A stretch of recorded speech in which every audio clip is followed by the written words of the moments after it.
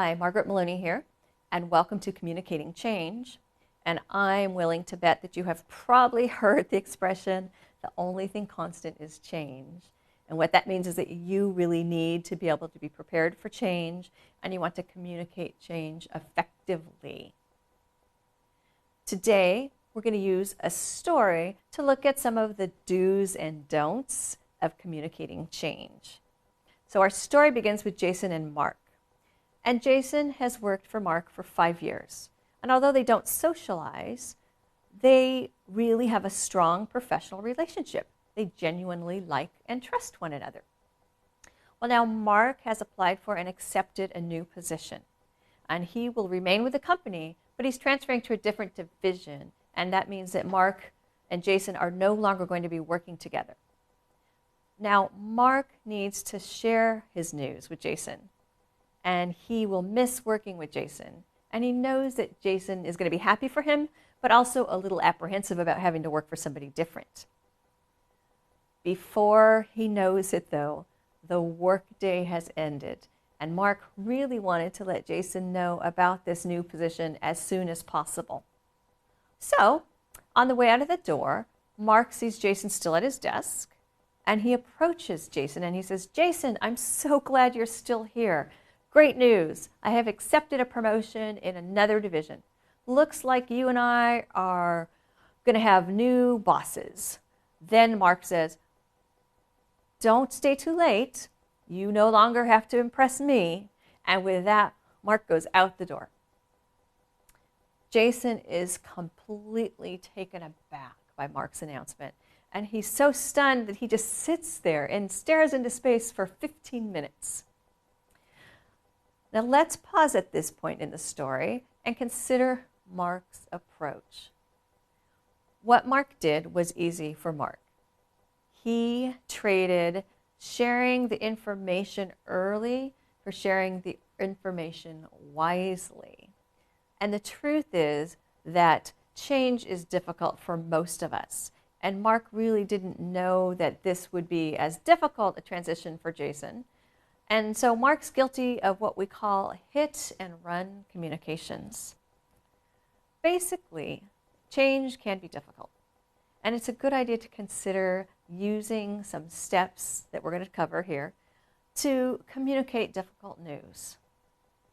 All of these steps could have led to a more effective and less traumatic communication.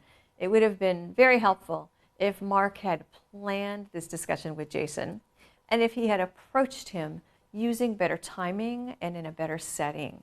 He also could have conveyed how much he appreciated Jason while explaining to him why this promotion was important for him. Okay, now back to our story.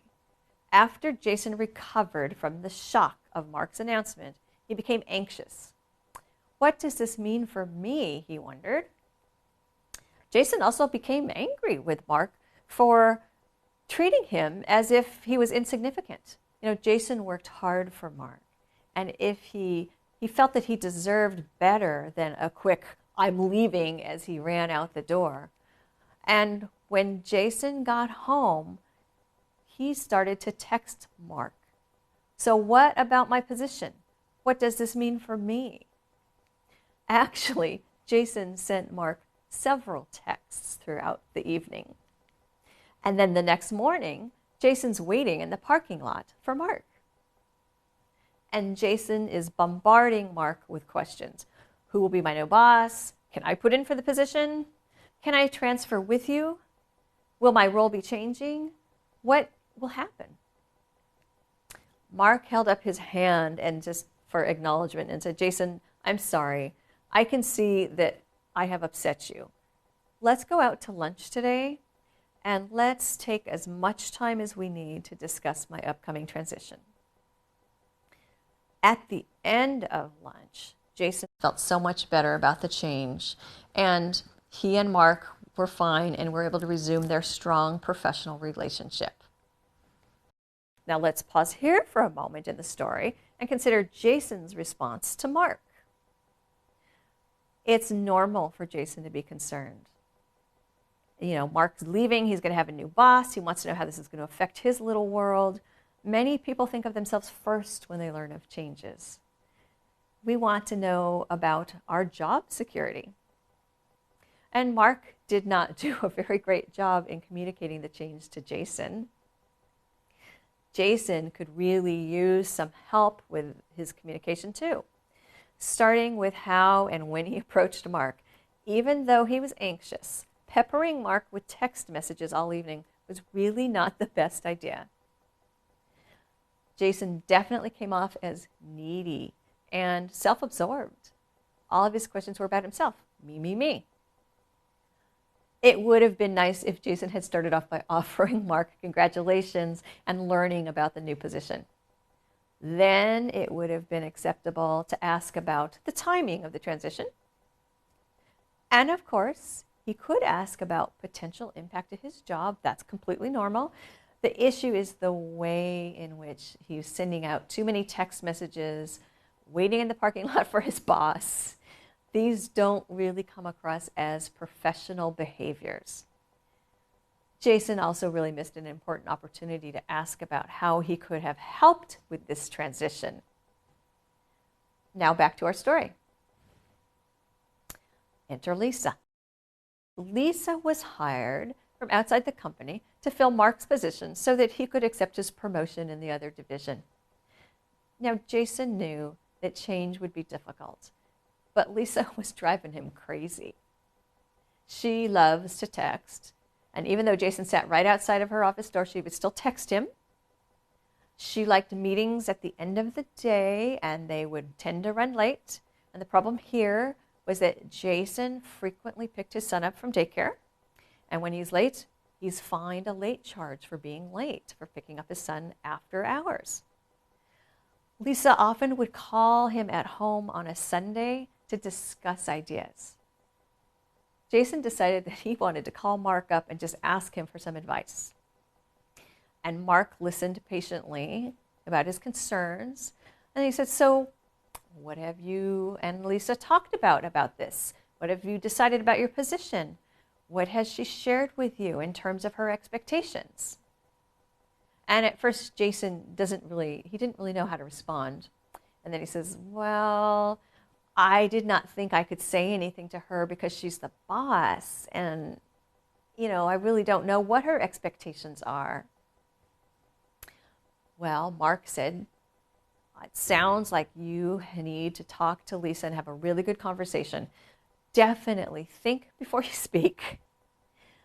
But you do have a say in this, And yes, she's the boss, so let her talk first. But remember, you had to straighten me out about end-of-day meetings when you first started working for me. And the longer that you let this go on, the more guilty you are of really agreeing with the behavior. And Lisa's going to think that it's okay and that late meetings and Sunday morning phone calls are the way you two are going to work together." And Jason begins to realize that, of course, Mark is right.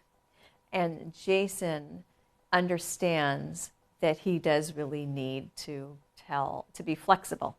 After Jason hangs up the phone, he sends Lisa a text and asks her if they can spend some time later that day or perhaps the next day to compare notes on roles and responsibilities and expectations. Jason starts the meeting by letting Lisa speak first. Lets her talk about her plans for the group and then asks about her expectations for him. And this allows him to ask her, is there a specific strategy about the Sunday morning phone calls? Because he mentions also that it's family day, and then he's able to also slip in that he has a young son and that some days he picks his son up from daycare. Now, Lisa understands immediately, and she happens to be single and with no children. And so were many of her previous coworkers at her previous company. So she tells Jason that she didn't mean to make him feel like he had to work on Sundays and to be intrusive, and that perhaps each week what they could do is go to lunch or take a coffee break and strategize that way as opposed to on Sunday mornings. Well, because Jason was willing to have this open, honest discussion with Lisa, they are able to move forward together and build a strong professional relationship, respecting one another's communication styles. And so now our story has a happy ending.